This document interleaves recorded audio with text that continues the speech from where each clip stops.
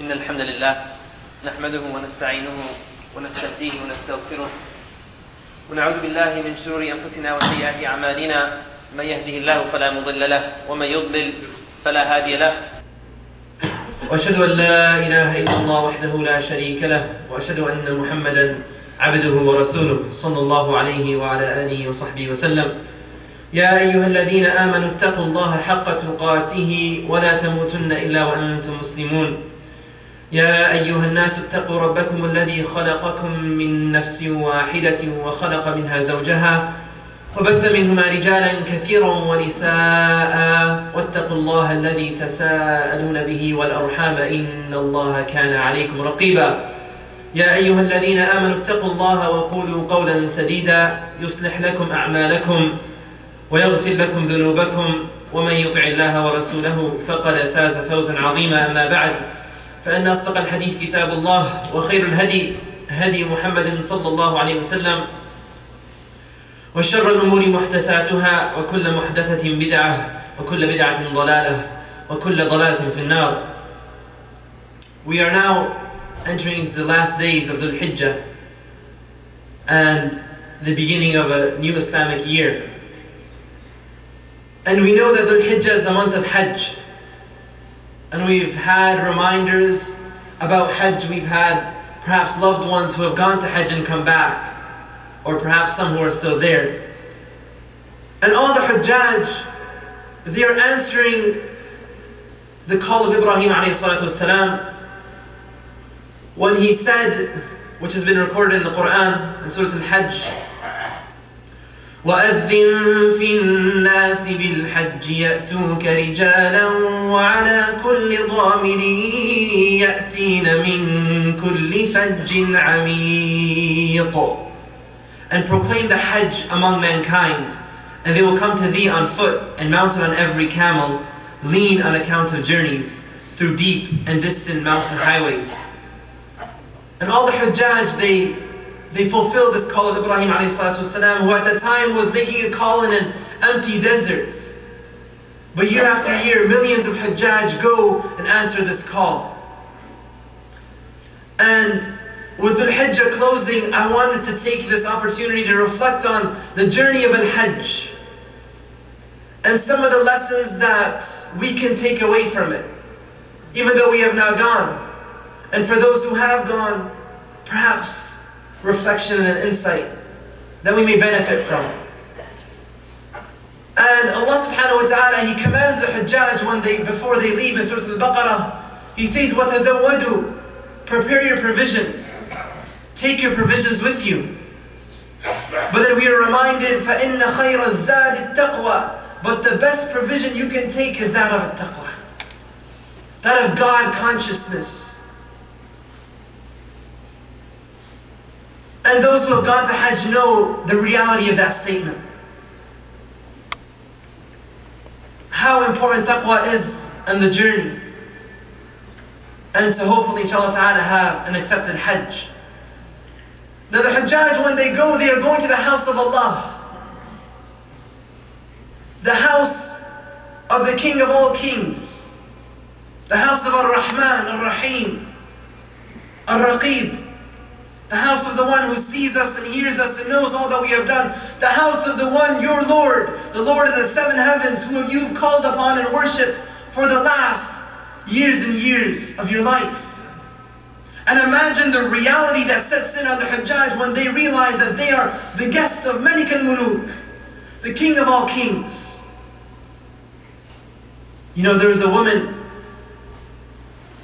who, her story was recorded in some of the books, and that she was going on Hajj with the group in a caravan, and she was blind, an old woman. And so she kept on asking, Baytu Rabbi, Baytu Rabbi, have we come to the house of my Lord yet? And she would be told, no, but it is coming soon. And she kept asking that same question, Baytu Rabbi, Baytu Rabbi, are we there yet at the house of my Lord? Until finally they arrived at Al-Kaaba. And there, when they arrived, she went to the Kaaba and she grabbed the robes around the Kaaba and she said, Bayt Rabbi, Baytu Rabbi. I am at the house of my Lord. And then she died. She died right there. Because the realization she had, it was too much for her, that Allah Azza wa Jal accepted her, a simple servant, just like any one of us, to be His guest at His house in this blessed time and the 10 best days of the year which Allah Azza wa Jal has chosen. Imagine the feeling of knowing that you're not only you're the guest of Allah, but you're standing on the same place that Muhammad ﷺ has stood. You are breathing the same air that Ibrahim ﷺ has breathed. That's a powerful feeling. And Al-Hajj then begins on the 8th day of the Thul-Hijjah, Yaum Al-Tarwiya. And on that day, the Hujjaj, they wear the Ihram. They enter into a state of Ihram, and for the men, they wear the two white cloths, and the women, of course, wear the proper hijab. And the word Ihram comes from the root word Haram. And Haram means a sanctuary, right? The Haram. It's a sanctuary. And so for the Hujjaj, when they enter into the state of Ihram, they're entering into the state of the sanctuary. Spiritually, they feel that they're entering into the state of sanctuary where they are leaving everything off, forgetting all the troubles of this world, and they hope to, just as the word means to disengage from something, they hope that they can disengage from all the attachments they have in this world.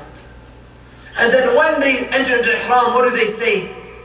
لبيك اللهم لبيك لبيك لا شريك لك لبيك إن الحمد والنعمة لك والملك لا شريك لك. The constant Talbiya, over and over again.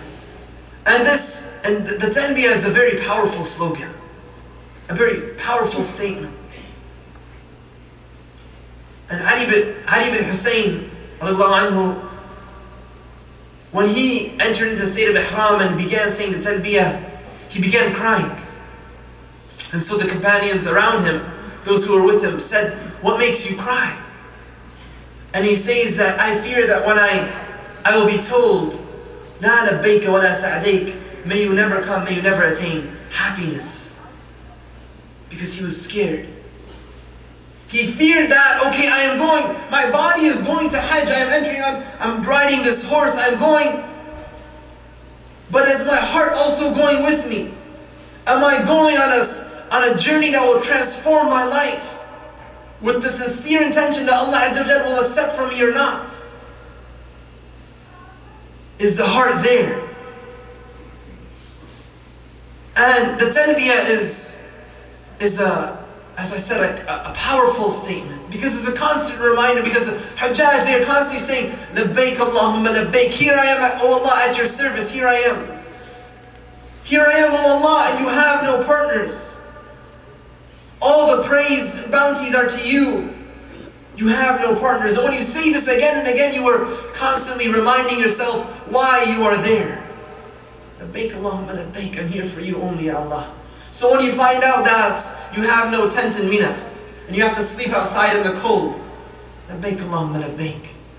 When you find out that you have no hotel in Mecca, labbaik Allahumma labbaik. I'm here for you. No distractions.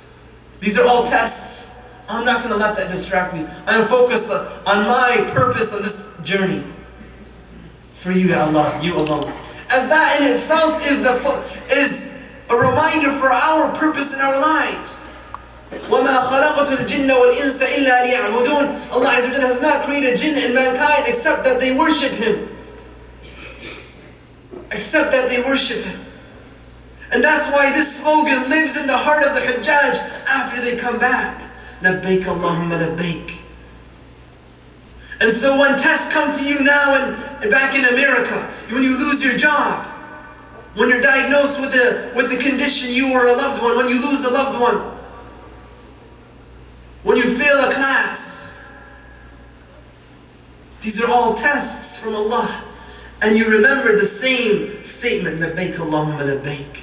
I'm here for you, Allah alone. I know this just like Hajj is full of tests, this world is full of tests. And I am going to keep my eyes on the prize. And I keep focused on Allah, keep focused on Akhirah. It's a powerful statement. And the Hujjaj say this constantly, again and again and again.